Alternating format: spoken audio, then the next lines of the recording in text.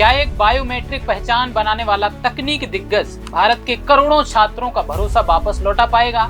आज बात उस नीतिकार की जिन्होंने इन्फोसिस से लेकर आधार तक देश के डिजिटल क्रांति की नींव रखी और कैसे एक कांग्रेस से चुनाव लड़ चुके व्यक्ति पर भाजपा ने विश्वास जताया है। इस रिपोर्ट में करेंगे पूरी बात। नमस्कार, मेरा नाम है पुष्पेंद्र और आप देख रहे हैं पॉलिटिक्स वाला। आओ राजनीति करें। आज हम बात कर रहे हैं भारत के उस दूरदर्शी टेक दिग्गज की जिन्होंने देश की डिजिटल तकदीर को एक नई दिशा दी है, नंदन नीलेकणी। इन्फोसिस के सह संस्थापक से लेकर देश की सबसे बड़ी बायोमेट्रिक पहचान प्रणाली यानी कि आधार के शिल्पकार तक नंदन नीलेकणी का सफर भारत के आधुनिक और तकनीकी विकास की एक अनूठी कहानी है।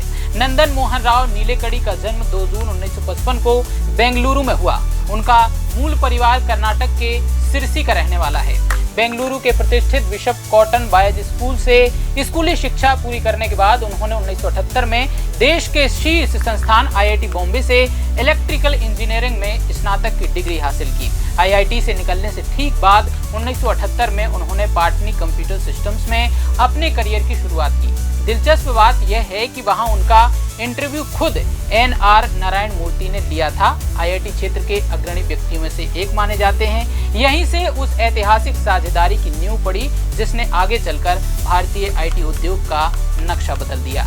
वर्ष 1981 में नंदन नीलेकणी ने नारायण मूर्ति और अन्य 5 साथियों के साथ मिलकर इन्फोसिस की स्थापना की। वे 2002 से 2007 तक कंपनी के CEO और मैनेजिंग डायरेक्टर रहे हैं। उनकी दूरदर्शिता और नेतृत्व का ही परिणाम है कि आज इन्फोसिस वैश्विक स्तर पर भारत का परचम लहरा रही है। लेकिन नंदन नीलेकणी केवल कारपोरेट जगत तक सीमित नहीं रहे। 2009 में केंद्र सरकार ने उन्हें भारतीय विशिष्ट पहचान प्राधिकरण यानी UIDAI का पहला अध्यक्ष नियुक्त किया और उन्हें कैबिनेट मंत्री का दर्जा दिया। यहाँ उन्होंने आधार प्रोजेक्ट की कमान संभाली, एक ऐसी प्रणाली जिसने देश के हर नागरिक को एक विशिष्ट बायोमेट्रिक पहचान दी। आधार के सफल कार्यान्वयन ने उन्हें आधार का जनक बना दिया और भारतीय गवर्नेंस में तकनीकी के इस्तेमाल की एक नई क्रांति ला दी। अब बात करेंगे नीलेकणी के राजनीतिक जीवन की। जीवन के हर मोड़ पर सफलता देखने वाले नीलेकणी को राजनीति में एक संक्षिप्त और असफल अध्याय का सामना भी करना पड़ा। 2014 के लोकसभा चुनाव में वे कांग्रेस के टिकट पर बेंगलुरु दक्षिण सीट से मैदान में उतरे, लेकिन उन्हें हार का सामना करना पड़ा। इस चुनाव के बाद उन्होंने सक्रिय राजनीति से दूरी बना ली और अपना पूरा ध्यान परोपकार और सोशल रिफॉर्म और भारतीय स्टार्टअप्स को नई ऊंचाइयों पर ले जाने में लगा दिया। परोपकार के क्षेत्र में उनका और उनकी पत्नी रोहिणी नीलेकणी का योगदान मिसाल के तौर पर देखा जाता है। 2017 में इस दंपत्ति ने वैश्विक अभियान गिविंग प्लेस पर हस्ताक्षर किए, जिसके तहत उन्होंने अपनी संपत्ति का आधा हिस्सा सामाजिक कार्यों के लिए दान करने का संकल्प लिया।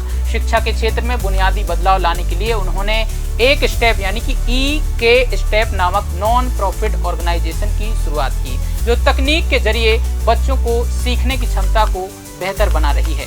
उनके इस अतुलनीय योगदान के लिए वर्ष 2006 में उन्हें भारत सरकार द्वारा देश के तीसरे सर्वोच्च नागरिक सम्मान यानी कि पद्म भूषण से सम्मानित किया गया। इसके अलावा फोर्ब्स एशिया और फॉर्च्यून जैसी वैश्विक पत्रिकाओं ने उन्हें बिजनेसमैन ऑफ द ईयर के खिताब से नवाजा भी है। इमेजिनिंग इंडिया और रिबूटिंग इंडिया जैसी उनकी पुस्तकें भारत के भविष्य का एक सशक्त रोड मैप पेश करती हैं। अब आते हैं असली मुद्दे पर। नीट यूजी परीक्षा विवाद और पूर्व शिक्षा मंत्री धर्मेंद्र प्रधान के इस्तीफे के बाद प्रधानमंत्री नरेंद्र मोदी ने देश की परीक्षा प्रणाली में सुधार और ट्रांसपेरेंसी लाने के लिए नंदन नीलेकणी की अध्यक्षता में एक उच्च स्तरीय टास्क फोर्स के गठन की घोषणा की है।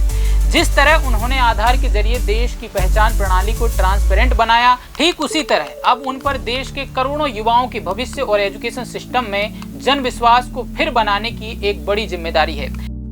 हमारी परीक्षा पद्धति विश्वस्त हो, हमारी परीक्षा पद्धति ट्रांसपेरेंट हो, हमारी परीक्षा पद्धति में सबसे ज्यादा अब टेक्नोलॉजी का उपयोग हो, इन सारी बातों को ध्यान में रखते हुए विश्व प्रसिद्ध टेक्नोलॉजी एक्सपर्ट श्रीमान नंदन नीलेकणी जी के नेतृत्व में एक हाई पावर टास्क फोर्स बनाने का निर्णय किया है, जो एग्जामिनेशन रिफॉर्म की तरफ फोकस करेगा और जल्द से जल्द आने वाली परीक्षाओं की विश्वसनीयता को सुनिश्चित करने का काम इसके रिपोर्ट के आधार पर कर दिया जाएगा। देखते हैं आने वाले भविष्य में टेक दिग्गज नीलेकणी भारत के विद्यार्थियों का भरोसा जीत पाते हैं या फिर शिक्षा व्यवस्था की हालत जर्जर ही रहेगी। खैर, आप क्या सोचते हैं? क्या नंदन नीलेकणी की शिक्षा व्यवस्था में रिफॉर्म की कमान संभालने से सुधार की गुंजाइश है? हमें कमेंट बॉक्स में जरूर बताएं। वीडियो पसंद आया हो तो लाइक कीजिए, शेयर कीजिए और हमारे चैनल पॉलिटिक्स वाला को सब्सक्राइब जरूर कीजिए।